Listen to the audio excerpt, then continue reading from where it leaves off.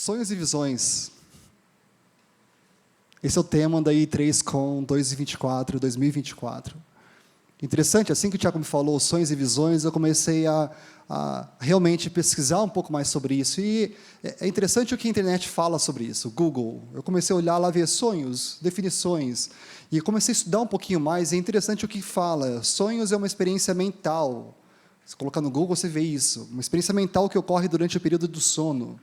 Até falando com relação a sono, não sei se você sabe disso, até eu tenho isso no meu relógio, você consegue saber a profundeza do seu sonho profundo, seu sonho leve, seu sonho daí numa etapa que eles chamam de REM, A-R-E-M. E, na verdade, essa etapa, REM, é, na verdade, a etapa propícia para que você venha a sonhar.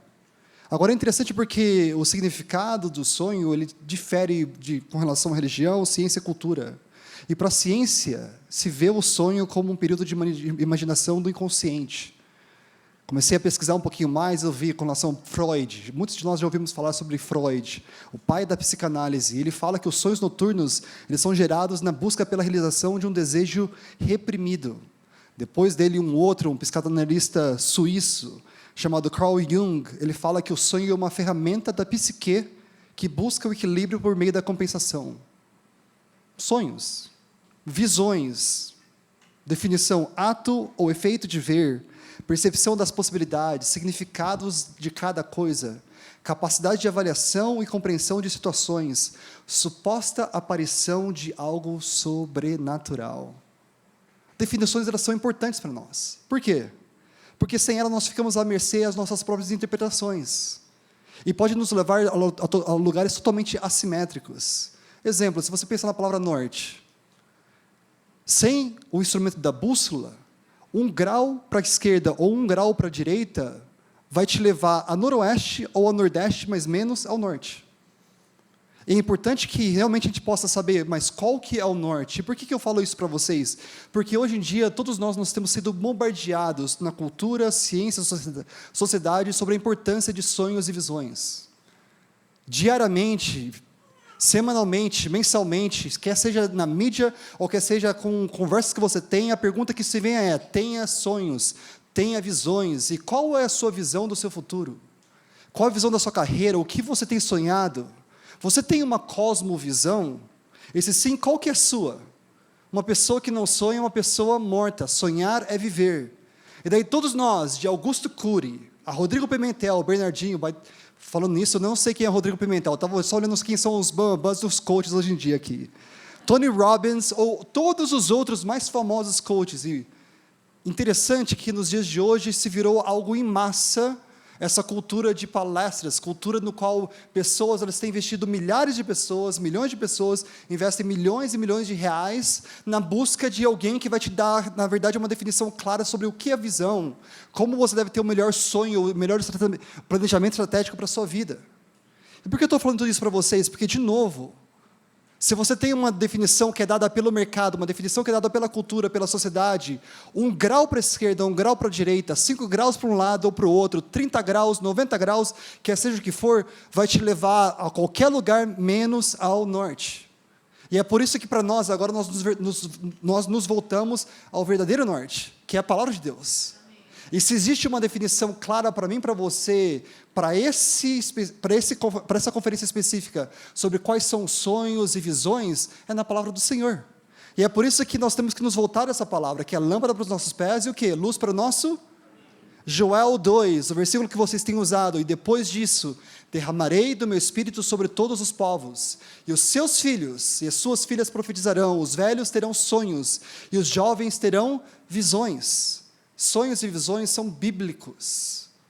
De diversas formas, modos, maneiras, tempos e pessoas, Deus ele se revela ao seu povo, a homens e mulheres, através de sonhos e visões. De Abraão, Moisés, Ana, José, Maria e tantos outros. Deus traz os sonhos e visões para quê? Para dar direção, clareza, preparação, transformação, para guiar o povo dele.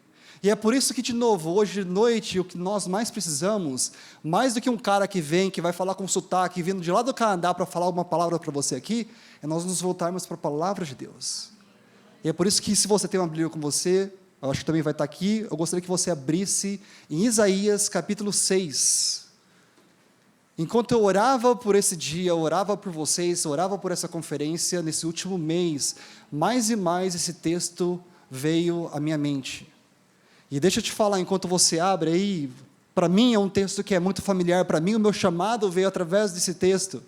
Eu falei, Senhor, o que o Senhor quer que eu fale com relação a esse texto? Tem muitas coisas, e foi muito além do que eu imaginava, na verdade algo novo, algo que foi inovador para mim, veio através desse texto. Enquanto você se prepara, eu gostaria de te pedir 3 coisas. Você crê que a palavra de Deus ela é luz para o nosso caminho? Ela é lâmpada para os nossos pés? Então, 3 coisas que eu quero te falar. A primeira coisa, esteja aberto à palavra. Esteja aberto à palavra. Quem tem ouvidos, ouça o que o Espírito diz à igreja. Segunda coisa, teste a palavra. Não é porque eu estou com o microfone aqui que você deve pegar tudo que eu estou falando pelas palavras que eu estou falando e, não, tudo bem, eu vou crer nele. Não, na verdade o Consolador, ele mora em mim como ele mora em você. O Espírito Santo de Deus, e Jesus Cristo nos disse, cuidado que ninguém os engane.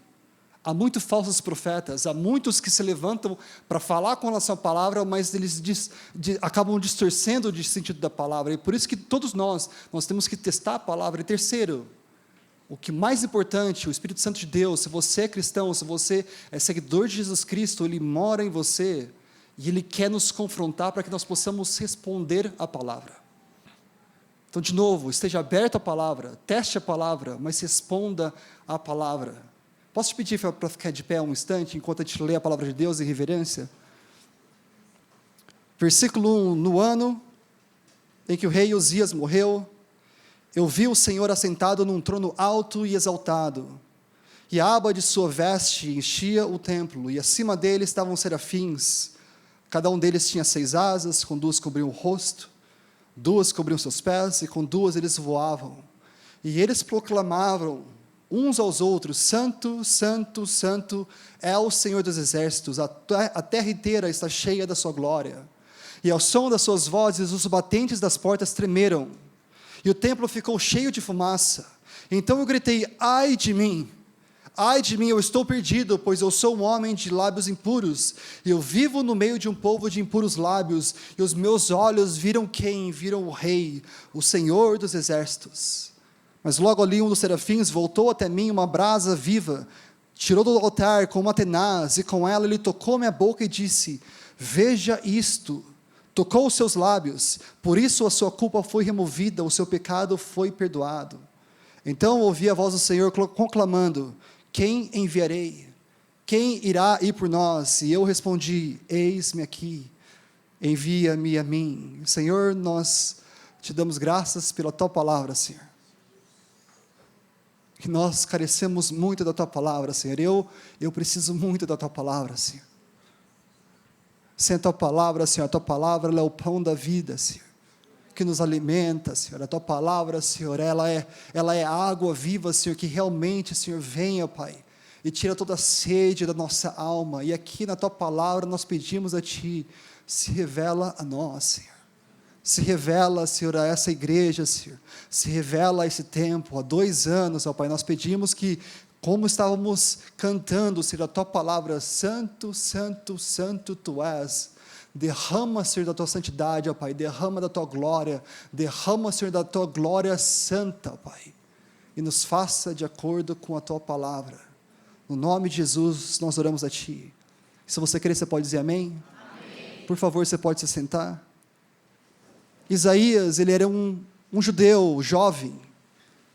Isaías, ele era um escriba. Já ouviu falar o que é um escriba? Ele é um escriba do palácio real. Escriba, ele era uma combinação de estudioso, advogado, conhecedor da lei e consultor.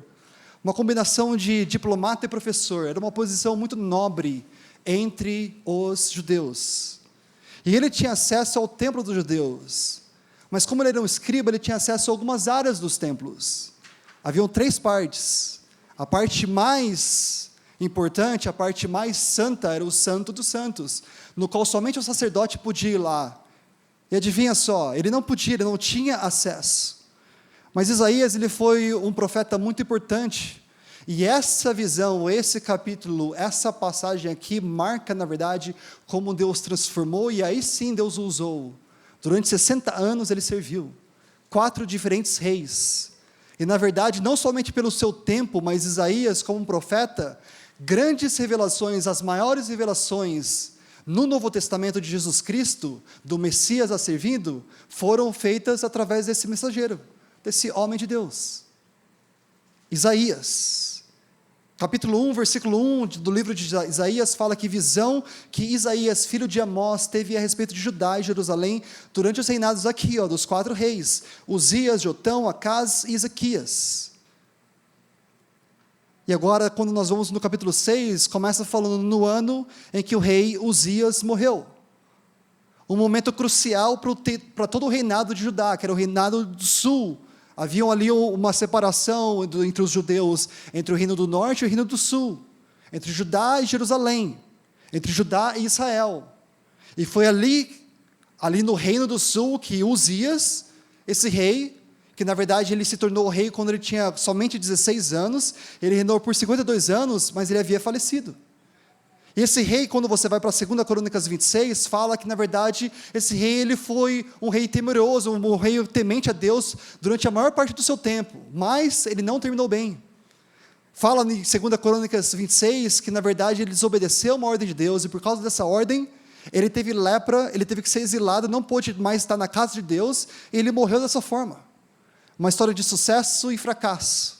Ele começou bem, mas ele não soube terminar bem. E na verdade é o seguinte, não é fácil começar bem e terminar bem. Muitos começam bem, já começar bem é muito difícil, requer dedicação, esforço, mas para você terminar bem, ela não é fácil. Muitos homens, a grande maioria dos homens, eu ouvi um estudioso falando que ele fez uma pesquisa de todos os homens e mulheres na palavra de Deus, no Novo Testamento, 70% deles, eles não terminaram bem, 70%. Quando o apóstolo Paulo fala, combati o bom combate, acabei a carreira, guardei a fé, é realmente o mote de como Deus quer nos guiar para que sim, eu e você possamos combater o bom combate, acabar a carreira e que sim, guardar a nossa fé ao longo de todo o tempo. Mas é interessante porque no ano da morte do rei Uzias, veja como Deus se revela, o Senhor Todo-Poderoso, o Criador dos céus e da terra, Ele é soberano, inclusive Ele é soberano sobre o tempo, matéria, espaço. Ele é o Senhor do tempo. Eclesiastes 3, há tempo para todas as coisas. E nós não gostamos de falar sobre isso, mas a morte, ela também vem. No ano da morte. Nós não sabemos o dia, a hora, mais cedo ou mais tarde, ela vem para todos nós. E nós temos que saber também que a morte, ela nunca foi parte do plano original de Deus. Na verdade, quando nós vamos na palavra de Deus, nós vemos que Adão e Eva, eles realmente, agora eles começaram a ter a consequência da morte, por quê? Por causa de desobediência. Comam de toda a árvore do jardim, mas não comam da árvore do quê? Do conhecimento do bem e do mal. Porque caso vocês comam dela, certamente morrerás. E a morte, ela não é simplesmente física, mas espiritual. E sim, essa definição de morte é a nossa separação com relação a Deus. Romanos 5,12 fala, portanto, da mesma forma como o pecado entrou no mundo por um homem, e pelo pecado o quê? A morte, assim também a morte veio a todos os homens, porque todos pecaram. E daí sim o entendimento nosso, o salário do pecado é o quê? É a morte. E essa é uma realidade da vida. E que paradoxo. A realidade da vida é que um dia nós enfrentaremos a morte. Até que o Senhor venha, e Ele virá. Agora a pergunta é, o que você faz quando você encarar esse dia? Ou mais do que isso, o que você faz quando você encara uma situação de morte no seu redor?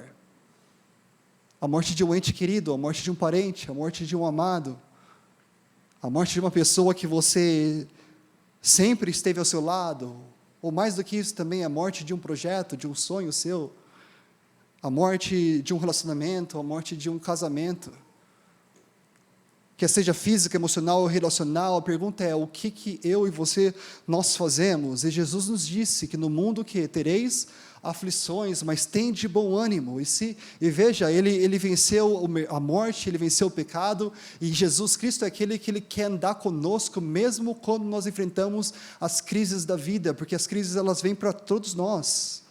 No ano da morte do rei Uzias, eu vi o Senhor, e aqui está a melhor coisa do mundo, porque mesmo quando nós enfrentamos crises, batalhas, enfrentamos momentos de morte nas nossas vidas, nós podemos ali sim ter a melhor visão, Ele é conosco. Isaías, ele viu o quê? Ele viu o Senhor. Quando você passa por problemas, crise, até mesmo mortes, o que você vê importa muito, o que você foca os seus olhos importa muito. O que você vê te leva perto ou mais longe de Deus. E por isso que é muito importante, quando você está enfrentando crise, aonde você torna os seus olhos. Se você torna os seus olhos para ver Netflix, se você torna os seus olhos para ver o que os outros estão te falando, o que você torna os seus olhos para ver o que o mundo vai te colocar com relação à melhor visão para você cumprir na sua vida, deixa eu te falar algo. Ela pode ser até boa, pode ser até, nossa, interessante, mas ela nunca vai ser boa, perfeita e agradável, porque existe somente uma vontade que te leva para ser boa, perfeita e agradável. E somente um que você realmente consegue ter agora uma certeza total de qual é essa boa, perfeita e agradável, é você vendo o Senhor. Por isso que nós temos que cuidar com relação aos nossos olhos. Salmo 119 fala: desvia os meus olhos das coisas inúteis, faz-me viver nos caminhos que traçaste. Mateus 6, Jesus diz: os olhos são o quê? A candeia do corpo. Se os teus olhos forem bons, todo o seu corpo será de luz. Mas se os seus olhos forem maus, todo o seu corpo será cheio de trevas. De novo, cuidado, olhinho, o que vê. Mas é aqui que a esperança da glória está. Jesus Cristo, Ele é a luz do mundo. Ele quer que você o veja. Na verdade, assim como Isaías que viu o Senhor, Jesus Cristo encarnado, Ele já veio, Ele já se mostrou a nós. E nós podemos hoje vê-lo face a face. Eu vi o Senhor assentado num trono alto e exaltado, e a aba de sua veste enchia o templo. Você pode imaginar essa cena? Você pode imaginar que você agora está ali, você é Isaías, e você está no templo no qual agora Deus se revela, aquele que nós estamos cantando, Santo, Santo, Santo Tu és, Senhor. Agora Ele se revela totalmente, a plenitude da glória dEle, quem Ele é, em toda a sua beleza, em toda a sua glória, em tudo aquilo que Ele se revela a mim e a você. É muita glória, é muita coisa, é muito lindo, é muito maravilhoso.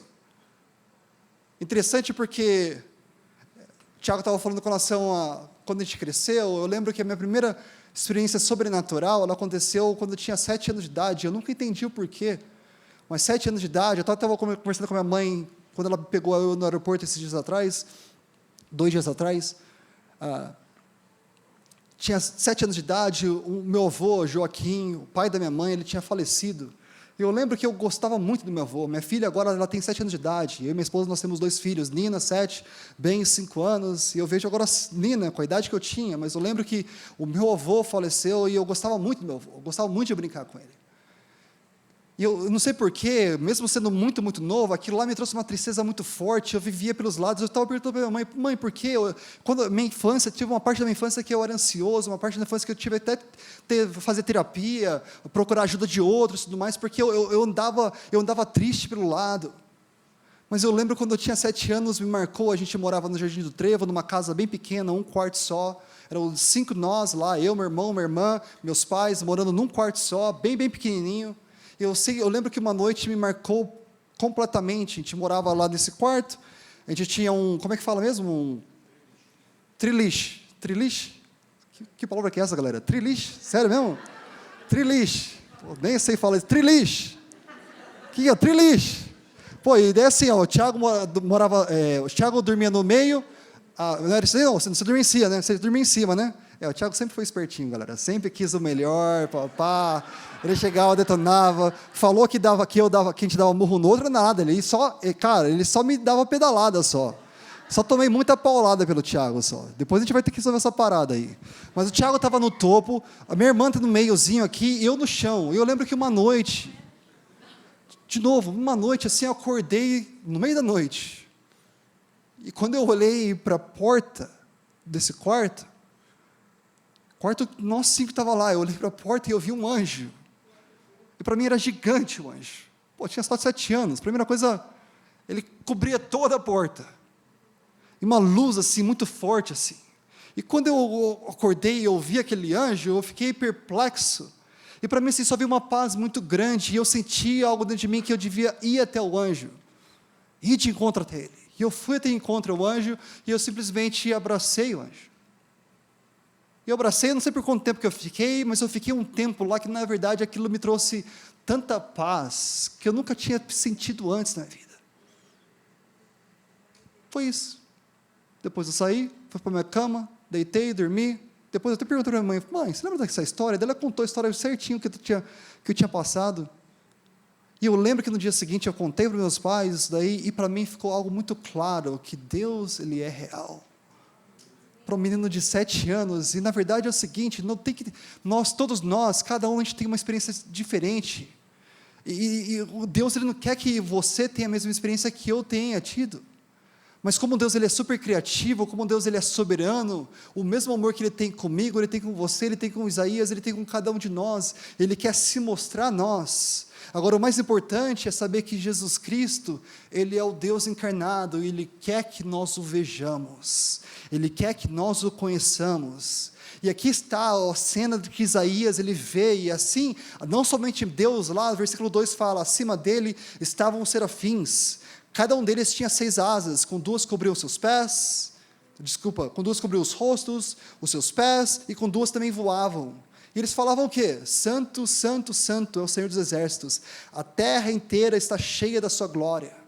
Ao som das suas vozes, os batentes tremeram, o templo todo ficou cheio do quê? De fumaça. Uma coisa é cantar esse verso, outra coisa é vivenciar o que ele vivenciou.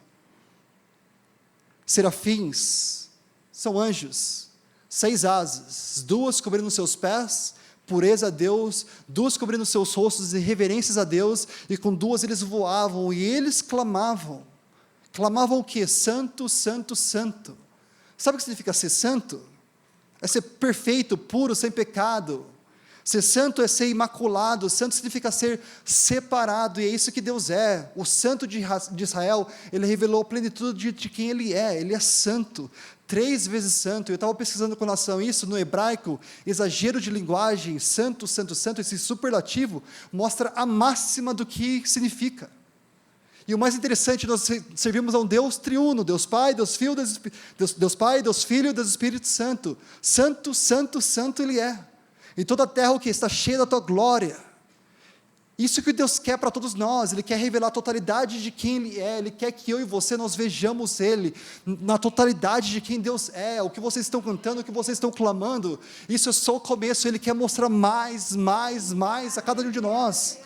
Mas deixa eu te falar algo, isso é lindo, isso é maravilhoso, nós desejamos, mas está aqui também o perigo, porque embora nós queremos muito disso, nós temos que saber, que assim quando nós vemos a totalidade de quem Deus é, nós vemos também quem nós somos, porque o versículo 5 fala, então eu gritei, e eu não vou dar um grito, tia está bem aqui, ai de mim, ai de mim, ai de mim, eu estou perdido, ai de mim, eu estou perdido, porque eu sou um homem de lábios impuros, e eu vivo no meio de um povo de lábios impuros, e os meus olhos, a visão que eu tive, a visão que eu preciso ter dele, mas ele é tão santo, e agora eu vejo quem eu sou.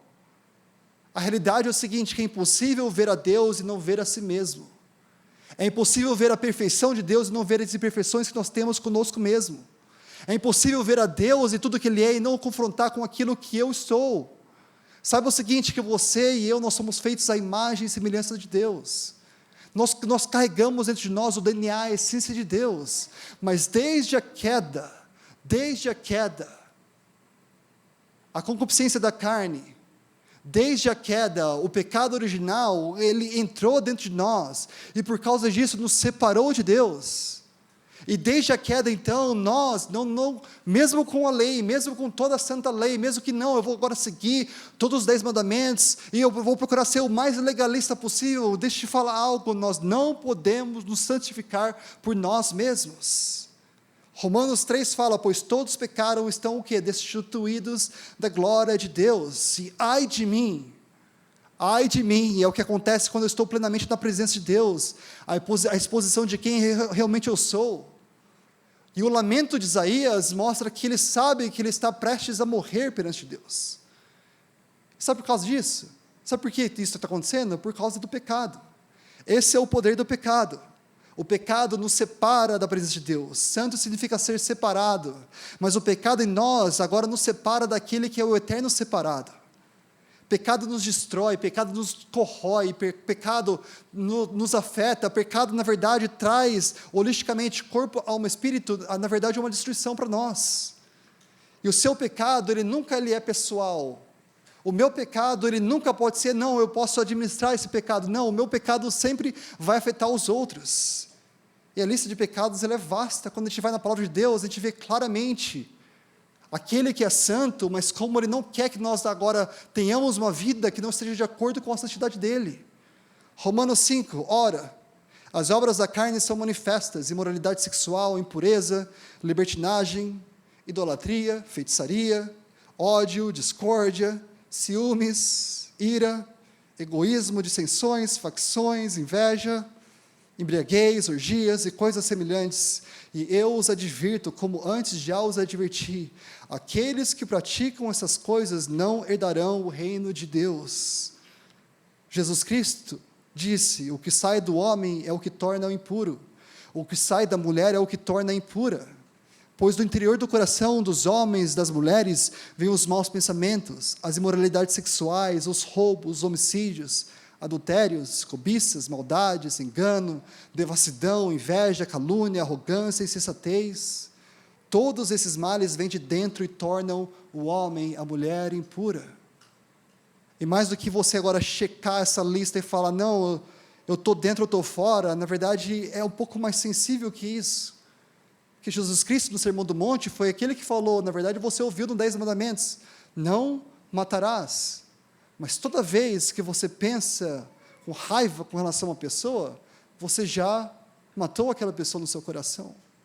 Não adulterarás. Mas todas as vezes que você olha de uma maneira impura para uma mulher, todas as vezes que você agora coloca nos seus olhos uma cobiça que não deveria estar lá, você já pecou. 2 Timóteo 3, o apóstolo Paulo fala, saiba disso nos últimos dias.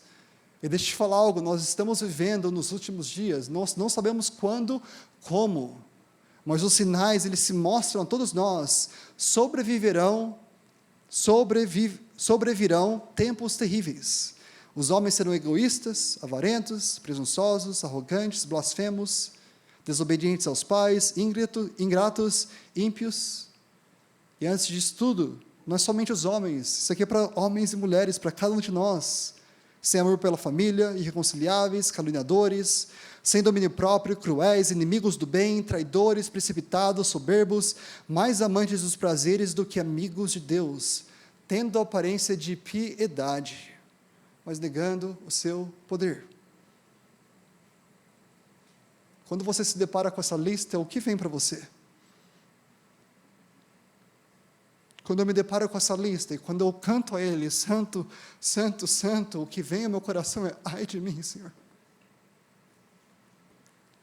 Ai de mim, eu não quero essa escuridão no meu coração. Eu não posso, Pai, eu não posso me santificar por mim mesmo. O pecado nos assola, o pecado nos destrói, e eu posso colocar uma máscara que está tudo bem.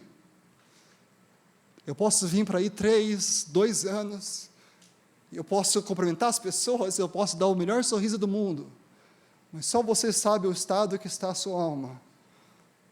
Eu deixo te falar algo, para mim é muito difícil falar essa palavra, porque essa palavra não é uma palavra que ela é popular, não é uma palavra que, nossa, não, quero ir na conferência Sonhos e Visões, o que eu vou ouvir é sobre o pecado que corrói a nossa alma, a visão que você vê agora o Santo de Israel frente à sua vida, e Ele quer olhar para você e falar, meu amado, minha amada, eu te amo muito, e eu quero purificar o teu coração. Por quê? Porque o teu coração purificado, agora sim, ele vai poder ser usado na totalidade de quem eu sou, não de quem você é, e você só pode ser o que eu sou, somente em mim que você pode ser, e quem eu sou santo, e eu te chamo para você ser santo. Eu sou santo, eu te chamo para você ser santa. Eu sou santo e eu quero levantar em vocês, levantar nesse corpo de Cristo, um corpo que Ele é santo. E sabe por que isso é muito relevante? Porque nós somos a noiva de Deus. E infelizmente a noiva tem se prostituído. Infelizmente a noiva, ela tem se colocado vestes que elas não estão de acordo com as vestes do Santo, do Altíssimo. E é bem aqui que nós devemos nos voltar a Deus e falar: Senhor, ai de mim, eu estou perdido sem Ti, mas eu preciso, ó Pai, que o Senhor restaure a minha vida. E a mais linda de todas aqui, é que aonde abundou o pecado, superabundou o quê? A graça de Deus. E é por isso que nós podemos estar aqui agora, sabendo que não é sobre legalismo, não é sobre agora julgamento nós com relação aos outros, ou até mesmo a nós mesmos, mas nós entramos aqui perante a graça de Deus, nós entramos aqui perante aquele que deu a sua vida por nós, por mim e por você, enquanto éramos pecadores, Ele morreu por nós. E é por isso que no versículo 6 fala: logo um dos serafins voou até mim, trazendo uma brasa viva, trazia do altar, tirado do altar com uma tenaz, e com ela o que? Ele tocou o meu lábio, a minha boca, e disse: veja, isso tocou os seus lábios, por isso a sua culpa foi passado, já era, já foi removida, o seu pecado foi perdoado, não será perdoado. Não é você procurando agora tentar escalar toda a parede para você agora sim ser aceita por Deus. Não, por causa da graça de Deus, Ele já removeu com relação ao seu coração. Esse é o escândalo da graça de Deus. Isaías não fez nada para merecer, Isaías não teve as suas ações, que agora sim, por causa das suas ações, ele foi merecedor pela graça de Deus. Não, nós não somos merecedores, mas mesmo assim, Deus fez um caminho onde não havia o caminho. Aquele que é o caminho, a verdade e a vida, o nome dele é Jesus Cristo. Ele veio à terra para morrer por mim e por você, e Ele fez agora um caminho onde não existia. Aonde nós estamos na escuridão, aquele que é a luz do mundo, Jesus Cristo, Ele veio para brilhar. Agora, quando brilha, mostra a podridão do nosso coração, mas por causa da sua graça, agora nós podemos ser aceitos pelo Pai, porque Deus amou o mundo de tal maneira, que Ele deu o seu Filho unigênito, para que todo aquele que nele crê não pereça, mas tenha a vida eterna. E Deus, Ele enviou o seu Filho ao mundo, não para condenar o mundo, embora o julgamento um dia vai chegar, e aquele que veio para salvar o mundo, um dia ele voltar para ser o último juiz, mas ele veio há 2000 anos atrás, para que todos possam ser salvos através dele. Jesus Cristo não conhecia pecado algum, mas ele se tornou pecado por mim e por você. Ele morreu na cruz para que agora o ai de mim que dói dentro de mim e de você, agora pudesse ser apagado. Por quê? Pelo sacrifício de Jesus Cristo no Calvário. Porque agora o Pai Celestial, o Deus Pai, quando Ele vê a mim e você, Ele não vê a nós como pecadores, mas por causa de Jesus Cristo, por causa do sangue vertido na cruz, agora Jesus Cristo, Ele se torna um mediador entre nós e o Pai.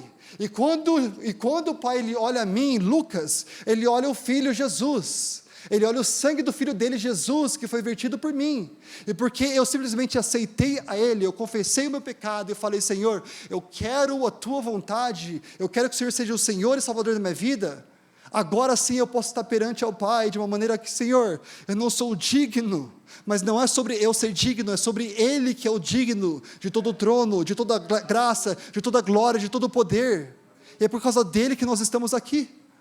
Mas isso é fundamental, porque não por causa disso que eu vou continuar pecando. Romanos 6, o apóstolo Paulo fala, mas é por causa disso, por causa da graça de Deus que abundou tanto assim, superabundou, você vai continuar em pecado? Não. Romanos 6 fala: pois sabemos que o nosso velho homem, mulher, foi crucificado com Ele, para que o corpo do pecado seja destruído, e não mais sejamos escravos do pecado, pois quem morreu em Cristo foi justificado e liberto do poder do pecado. Não tem mais o poder do pecado na tua vida, não deve ter mais controle do pecado na tua vida, não tem mais, não deve agora, no coração daquele que é temente a Deus, que é um seguidor de Deus, não podemos ser mais regidos pelo pecado. Versículo 11, da mesma forma, considerem-se mortos para o pecado, mas vivos para Deus em Cristo Jesus. Portanto, não permitam que o pecado continue dominando os seus corpos mortais, fazendo que vocês obedeçam aos seus desejos. Não ofereçam os membros do corpo de vocês ao pecado como instrumentos de injustiça. Antes, ofereçam-se a Deus como quem voltou da morte para a vida, e ofereçam os membros do seu corpo a Ele como instrumentos de justiça, pois o pecado não os dominará, porque vocês não estão debaixo da lei, mas debaixo da graça de Deus, e tudo que nós precisamos fazer é aceitar a Ele.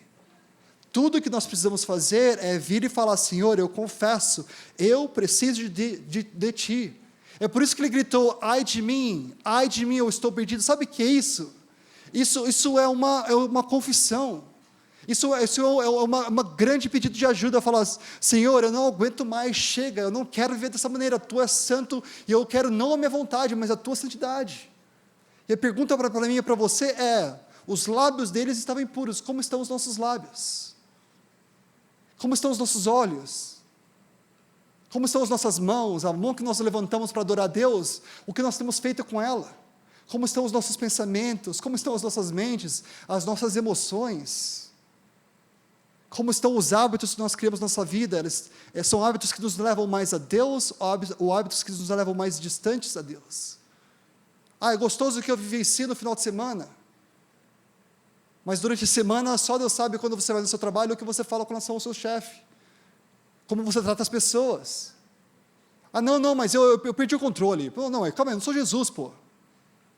Então o fruto do Espírito de Jesus na sua vida, que é o domínio próprio, não existe. Como estão os nossos lábios, quando a gente fala com relação às pessoas, como que você trata as pessoas? Porque com o meu lábio eu posso agora trazer uma palavra de paz, uma palavra de harmonia, e com os mesmos lábios eu posso trazer destruição. E é por isso que aqui nós nos voltamos e pela graça de Deus nós falamos: Senhor, eu confesso que eu preciso de Ti. 1 João 1,9 fala: se confessarmos os nossos pecados, Ele é fiel e justo para perdoar os nossos pecados e nos purificar de toda injustiça. E esse é o poder da confissão. O poder do pecado ele é real, mas muito maior é o poder do nosso Pai e o poder do Evangelho. E agora, pelo poder do nosso Pai e o poder do Evangelho, Ele nos convida a realmente agora nos ingressarmos ao poder da confissão. Uma pessoa falou: confissão é compartilhar as suas profundas fraquezas e fracassos com Deus e outros confiáveis, para que você entre na graça e misericórdia de Deus e experimente sim o seu pronto perdão e cura. Tiago 5,16, é interessante que a doutora Luísa estava falando essa tarde. Portanto, Tiago fala: confessem os seus pecados uns aos outros e orem uns pelos outros para serem curados. Deixa eu parar aqui rapidinho. Quando foi a última vez que você confessou seus pecados? E quando foi a última vez que você confessou seus pecados? Não somente a Deus, mas você veio para uma pessoa e você confessou para uma pessoa. Vários familiares nossos, da nossa família, são católicos. Existe uma coisa que a gente tem que aprender muito com os católicos. Essa é uma das práticas que nós, evangélicos, pela separação que nós tivemos, nós deixamos muito. Não, é muito mais fácil eu chegar e eu falar: não, só tem um mediador, é Jesus Cristo, e acabou. E nós vamos, falamos com Ele, mas nós não mudamos nossos hábitos, nossas vidas, e agora aquela mesma rotina do pecado que você tinha, vira e mexe, ele acaba voltando. Por quê? Porque você não tem agora alguém que você possa prestar contabilidade. Alguém que possa te ajudar nessa jornada, sabendo que nós somos o corpo de Cristo, e como corpo de Cristo, o que acontece? Nós precisamos um do outro. Como corpo de Cristo, nós somos diferentes membros, mas agora esses membros unidos em Cristo, e sabendo que o dom que Deus tem na sua vida, o dom espiritual, é diferente do dom espiritual que tem na minha vida. Agora, juntos nós podemos vir, juntos nós podemos crescer, juntos nós podemos ouvir o Espírito Santo falar através de um de nós. Agora nós precisamos confessar. Se confessarmos nossos pecados uns aos outros e orarem uns aos outros, o que compromete aqui? Nós seremos curados. Você não está cansado de ter um hábito na sua vida que você não consegue se livrar desse hábito? E você fala assim: o que acontece? Eu estou te buscando faz tanto tempo, e eu continuo, de vira e mexe, isso volta à tona, vira e mexe, parece que é um ciclo de rato. Você quer ser curado? É bem aqui. Se vocês confessarem o pecado uns aos outros e orarem, vocês serão curados. A oração de um justo, a oração minha e sua, a oração não em sintonia, em unidade, em comunhão, ela é poderosa e eficaz. A confissão requer personalidade, responsabilidade pessoal. Deixa eu te falar algo: os grandes momentos da minha vida, eles vieram quando eu confessei o meu pecado. Os grandes momentos de libertação, de transformação, eles aconteceram através disso. Eu estava conversando com a minha mãe vindo de... Interessante, peguei o voo foi todo meio caótico. Depois disso, chegamos no aeroporto em São Paulo, eu tinha que resolver uma coisa lá em São Paulo, do outro lado da cidade, e minha mãe ela ficou junto comigo para a gente ir lá, ou seja, cheguei cansado, todas as coisas, mas eu e minha mãe, a gente começou a se engajar numa conversa bem profunda. E uma das conversas profundas que a gente estava tendo era eu me abrindo com minha mãe com relação a pecados que eu tive quando era pequeno, que eu fui exposto quando era pequeno, e como aquilo, durante um bom tempo na minha vida, ele acabou querendo me definir. Quando a gente tem um pecado que ele é mal resolvido, ele tem a tendência de querer agora nos formar de uma forma mal resolvida, e deixa eu te falar, mentirosa, sobre aquilo que nós somos. Agora, se nós confessarmos nossos pecados, ele é fiel e justo para perdoar os nossos pecados. Há 7 anos atrás, falando sobre nossa filha Nina, ela nasceu, ela estava para nascer, e quando ela estava para nascer, não sei se você lembra disso, Mirella, mas a Mirella foi visitar a gente lá no Canadá, visitar a prima dela, primeiro bebezinho, dar aquele auxílio e tudo mais. E eu estava fazendo meu mestrado em teologia, eu estava no final do meu mestrado, um dos meus últimos cursos que eu tive era um curso sobre guerra espiritual. E esse curso era um curso de segunda a sexta-feira. E é um curso bênção. Na verdade, esse curso foi um curso que ele estava sendo ministrado pelo pastor sênior da nossa igreja. Foi assim que eu conheci ele. Eu lembro que me marcou muito, porque o curso era de segunda a sexta-feira, o dia inteiro, manhã e tarde. E todo dia, começou na segunda-feira, todo dia Deus começou a falar comigo, falou assim, vai e fala com esse professor. Dons espirituais, quando você vê em 1 Coríntios 12, Romanos 12, Efésios 6, tem a lista dos dons espirituais, são cerca de 21 dons espirituais. Um deles é o dom de profecia, dom de palavra de conhecimento. Esses são dons que Deus já me usou de algumas maneiras. E sempre quando Deus me dá uma palavra, eu sei a palavra, Ele me deu a palavra, mas agora Deus estava falando, só vai e obedece, fala com ele e branco, sem nada para falar, não sabia o que ia falar com o cara. Isso foi segunda, terça, quarta, quinta, eu teimoso, só adiando, e todo dia Deus cutucando. Chegou na quinta-feira, eu fui lá e falei, professor, eu posso falar com o senhor? Ele, claro, vamos falar. Daí a gente saiu, fomos do lado de fora, chegou lá e falei assim, ô professor, meu nome é Lucas. Ele me parou, Lucas da Rosewood Church of Nazarene, da igreja tal. Eu falei, como você sabe quem eu sou? Eu falei, não, pode me falar, o que você quer falar? Eu falei, não sei, cara. Estou aqui agora, vim falar com você, mas não sei. Deus falou para mim desde segunda-feira para eu vir aqui falar com você, e eu não sei o que eu estou fazendo aqui. Eu só estou obedecendo a Ele. Ele me parou, ele falou assim, deixa eu te falar algo, Lucas. 2 vezes o seu nome veio no meu escritório nesses últimos 6 meses. E nesses últimos 6 meses eu tenho orado por você sem te conhecer.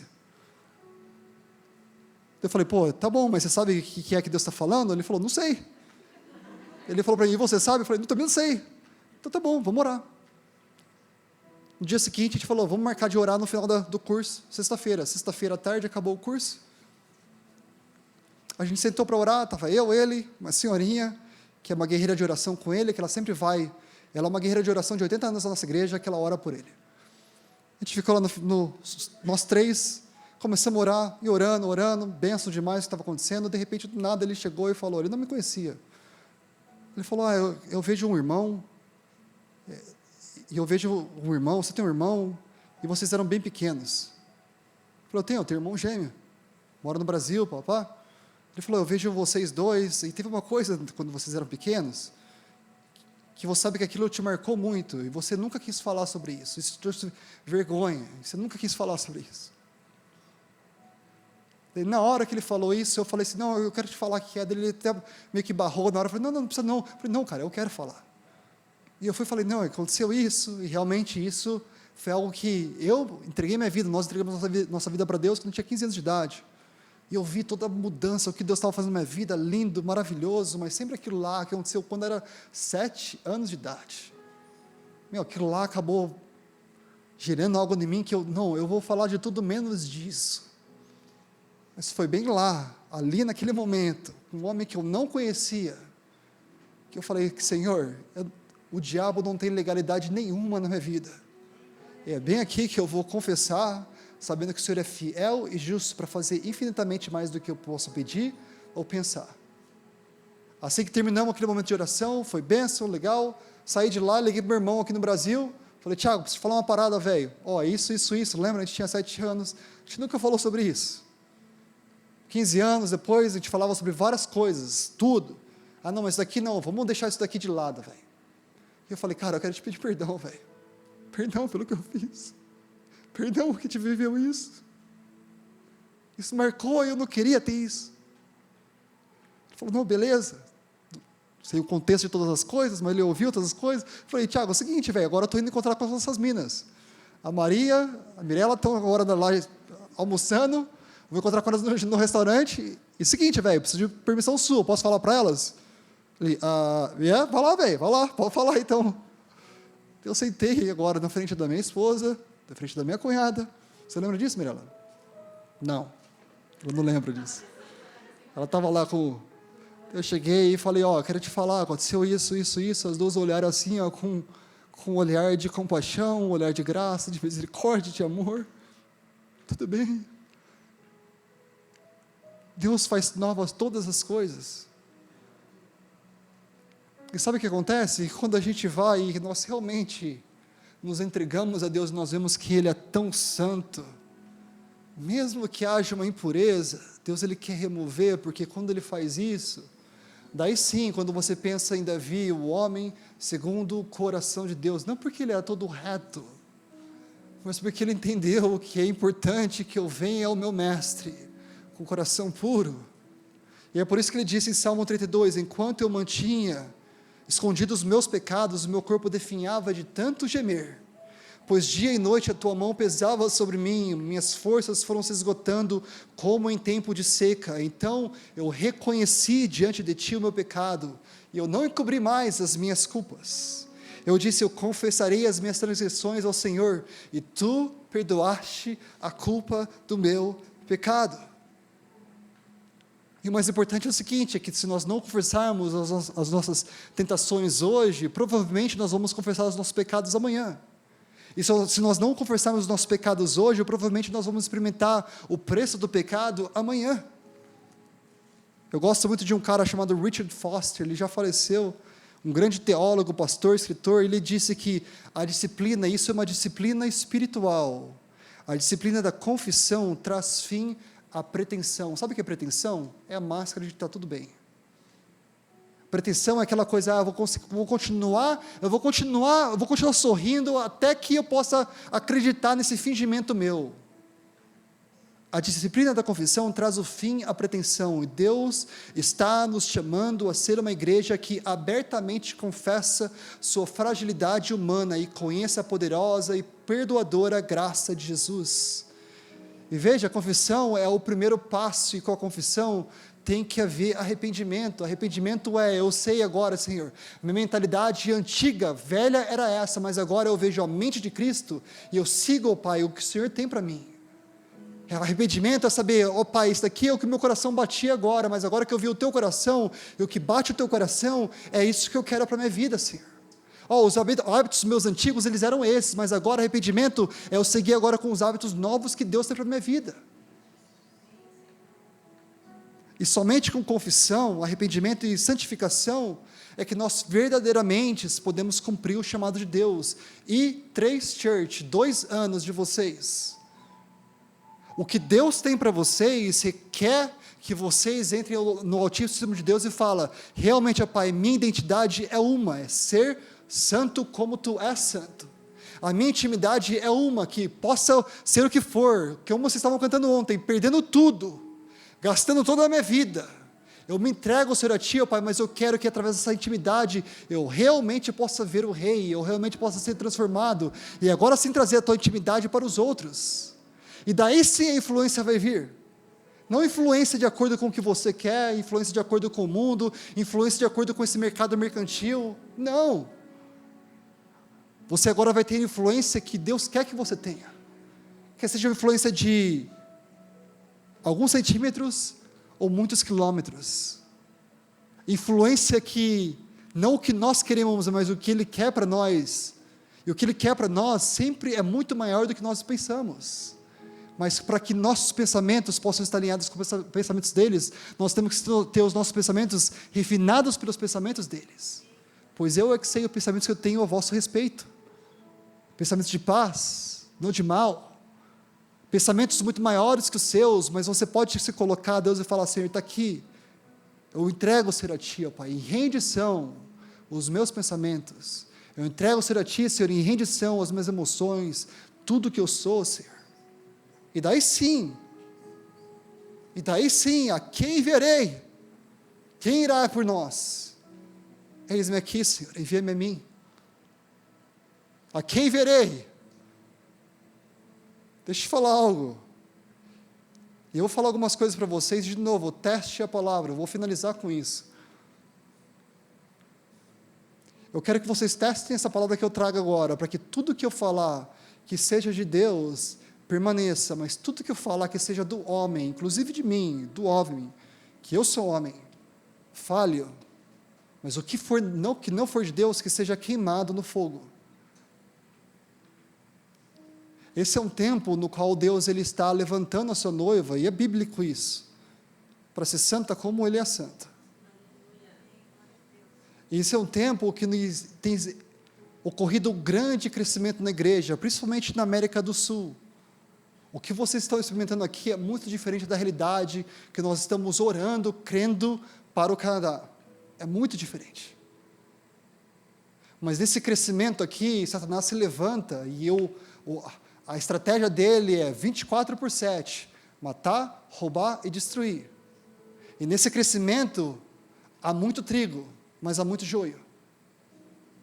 E é nesse momento agora que nós devemos chegar ao Senhor e falar: Pai, a começar de mim, quebranta o meu coração. A começar de nós, essa comunidade, quebranta o nosso coração. Para que nós possamos ser santos como Tu és santo. E a santidade de Deus não é a santidade dos homens. Muitos estão amando cantar santo, santo, santo. Eu quero viver no Santo dos Santos e não há outro lugar melhor que Tua presença, Senhor. Mas eu quero isso de acordo com a minha maneira. Como se eu pudesse controlar aquele que é o soberano, o todo-poderoso. Como que se eu pudesse manipular, eu quero a Tua presença para um nível. Mas agora, essas definições aqui, é o homem, é o Lucas que eu decido, e eu coloco dessa maneira e acabou. E é bem ali que Deus quer que eu e você, nós possamos ter um coração contrito, um coração resgatado, um coração transformado, um coração humilde, porque Jesus que nós servimos é aquele que se humilhou por mim e você. Ele deixou o seu trono de graça para vir aqui, não como bambambam, não como a melhor estratégia de igreja, não como o melhor crescimento que se possa ter, não como a melhor visão de como você pode se tornar o cara mais milionário ou o que for, não como agora trazer para, não, o Brasil, agora é a hora do Brasil, agora é a hora dessa vez. Não, Ele veio aqui humilde, Ele veio aqui, Ele foi açoitado, Ele veio aqui, Ele recebeu toda a punição que eu deveria receber. Agora Ele quer levantar uma igreja que da mesma maneira saiba com humildade, que aquele que é o Todo-Poderoso, que é o Celestial, que Ele não é um Deus fraco, Ele não é um Deus pequeno, não, Ele é o Deus sublime, maravilhoso, glorioso. Agora a glória dEle tem que ser transformada na minha vida, pode ser revelada na minha vida quando eu me humilho diante dEle, quando eu me confesso a Ele e falo: Senhor, não a mim, não do meu jeito, mas do seu jeito. Palavras para vocês testarem. Palavra profética, de novo, 1 Coríntios 12, Romanos 12, Efésios 6, define os dons espirituais, e profecia é somente mais um dom espiritual. Não é o melhor dom espiritual. Antes de eu falar isso, uma advertência, muitos têm se levantado, e é muito, cada vez que nós usamos, uma palavra profética, é o espiritual querendo soar algo como se na verdade nós temos que ter muito cuidado, sabendo o que? Jesus Cristo falou: cuidado, watch out, cuidado com os falsos profetas. Agora, uma palavra que é genuína no coração de Deus, ela tem que ser testada em comunidade, ela tem que ser germinada e ela tem que ser frutificada. Intimidade, Identidade, influência. Identidade que Deus tem para vocês é de santidade. A intimidade que Deus quer é que vocês realmente possam se vir a Ele e se tornar vulneráveis, nus, completamente falar: Senhor, está aqui, eu quero ser transformado por Ti. O homem velho, a mulher velha, já se foi, Pai. 2 anos marca um histórico nosso, mas para essa jornada para frente, eu quero, Pai, a Tua pureza. Não de uma forma legalista, não de uma forma que não, você é melhor que o outro, julgar o outro, não. Mas, ó Pai, eu quero que essa intimidade me mova, para que realmente, ó Pai, faça a Tua vontade. Daí sim, de novo, influência, ela virá algo com relação à influência. Já o que eu vi com relação ao que você estava falando hoje à tarde, nesse lugar que vocês estão, Nova Campinas, certo? Um lugar central. A influência que Deus tem para vocês, ela é muito diferente da influência que está ocorrendo ao redor agora. Muito diferente da ideia de influência que o mundo, inclusive o mundo gospel, tem colocado. A influência que Deus tem para vocês vai te levar do centro para vocês servirem as margens. Existem tantas pessoas com necessidades nessa cidade. Existem tantos com corações quebrantados.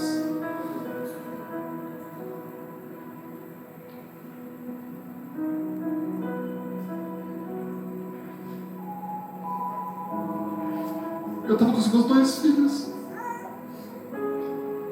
Meu sogro estava morando ali num apartamento, sei lá qual que era a rua ali, Rua Barreto Leme. Eu saí com eles, fui encontrar um cunhado meu que eu não via há muito tempo, os filhos dele, os 2 sobrinhos meus que fazia muito tempo que eu não via. Enfim, saí, estava com meus 2 filhos saindo ali do apartamento. Assim que eu saí, eu vi um lixão, e no lixão tinha um cara. Ele estava abrindo o lixo, ele estava olhando o lixo, ele estava pegando coisas, e para mim, assim, muito claro, eu notei que ele estava procurando por comida. E eu falei para os meus filhos: está vendo ele está ali procurando por comida agora. Por isso que eu sempre falo para eles, com relação à comida, de jogar fora e tudo mais. Enfim, eles são novos, então a gente tem que ensinar desde pequeno. E minha filha, ela ficou pasma, ela falou: como assim? Ele está pegando comida de lá? Essa comida, pai, ela vai estar suja, essa comida vai estar estragada.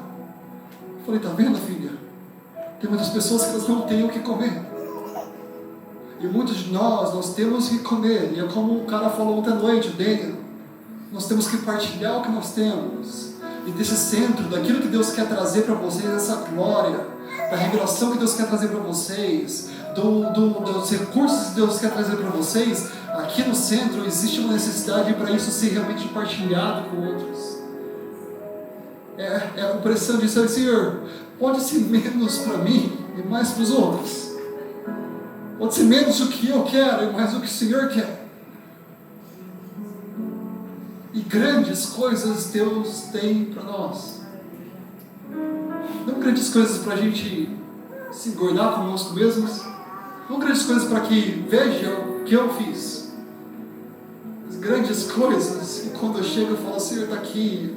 É para o Teu reino, eu quero ver vidas transformadas. Grandes coisas Deus fará. Eu já passei do meu tempo, mas que eu quero só deixar aberto, e eu vou dar o microfone para o meu irmão. Tiago, a bucha é sua agora.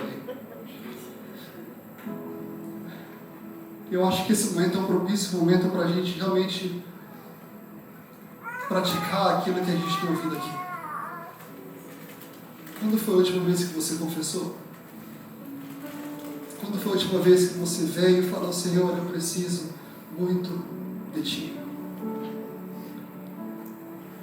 Eu não sei de você, mas todas as vezes assim, eu chego na presença do Pai, eu falo: Senhor, eu preciso, Senhor. Purifica a minha vida, Senhor. Purifica a minha vida, Senhor. Agora, isso requer muita coragem, isso requer muita ousadia, isso requer, como Isaías fez: ai de mim, Senhor, eu estou cansado, e eu quero não o que eu quero, mas o que o Senhor quer. Eu quero te fazer um convite.